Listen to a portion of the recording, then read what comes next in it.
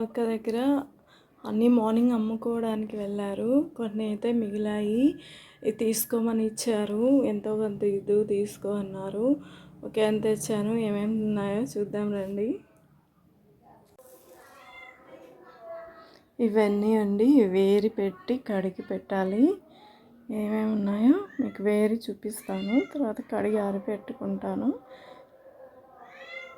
పచ్చిమిర్చి అండి, ఇవన్నీ శుభ్రంగా కడిగి పెరుగు వేసి పెట్టి, ఈరోజు పాలు లీటర్ ఇచ్చినారు.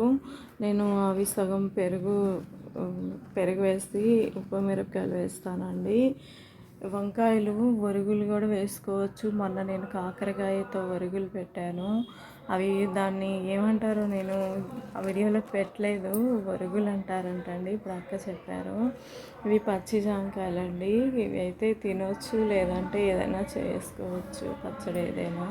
ఇవి మామిడికాయలండి. ఇవి పీల్ తీసేసి ఎండబెడతాను. మొన్న కాయలు ఎండిపోయాయి, కొన్ని ఎండబెట్టినవి. ఇవి కూడా అలాగే చేస్తాను. ఇంకా 2 ఉన్నాయి ఇంట్లో. అవైతే నేను పులిహోర కూడా చేసి చూపెడతానండి ఒక కాయతో. ఇవైతే ఈ ఉప్పు మిరపకాయలు వేసి పెడదాం అనుకుంటున్నాను. అన్నీ తిరగమాతల్లోకి మంచి టేస్ట్ని ఇస్తాయండి. Okay, thank you.